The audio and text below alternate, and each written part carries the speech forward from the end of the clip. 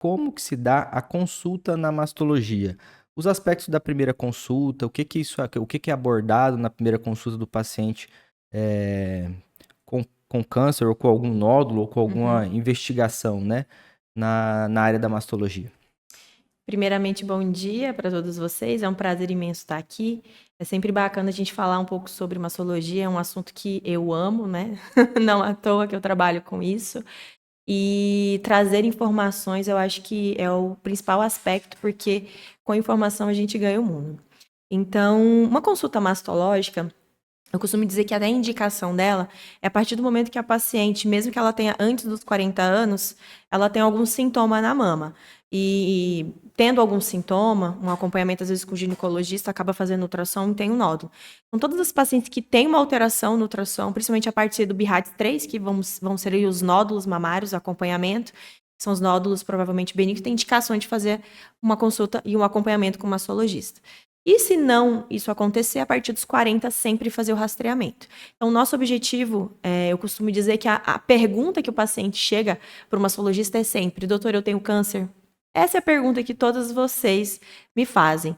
E é a pergunta que eu tento responder, né? Então, para eu responder essas questões, né, durante uma consulta médica, eu preciso entender muito sobre a paciente, entender os aspectos ginecológicos dela, quando foi a primeira menstruação, como que foi a história da fertilidade dela, se ela teve filhos ou não, quantos filhos, a idade que teve os filhos, se amamentou ou não, se ela pretende ter outros filhos, que isso pode mudar a conduta ali em relação à cirurgia, se eu vou segurar um pouco mais a cirurgia, se eu vou fazer, porque se ela ainda não amamentou, eu vou evitar cirurgias, né, desnecessárias para não atrapalhar, vir atrapalhar ali a amamentação dessa paciente.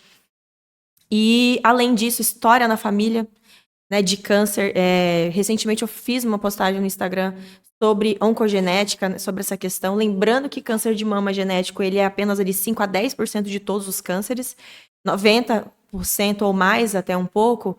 O grande fator é ambiental, né, são os hábitos de vida que são cancerígenos, que acabam ocasionando o câncer, mas a gente tenta abordar isso para identificar fatores a mais, né, nessa paciente, o uso de hormônios, anticoncepcional, né, a idade que essa paciente já tem, que o ideal não é a paciente tomar anticoncepcional o resto da vida, né, ontem mesmo eu atendi uma paciente com 48 anos, que ainda toma anticoncepcional, uma fase que a gente já tem que ter uma prole constituída, né, já decidimos quantos filhos, vão fechar a fábrica, e utilizar métodos não hormonais e também, de repente, vasectomizar, né, o companheiro, né, dividir essa responsabilidade no planejamento familiar, que é da mulher e do homem, e não apenas da mulher, como a gente tem hoje em dia.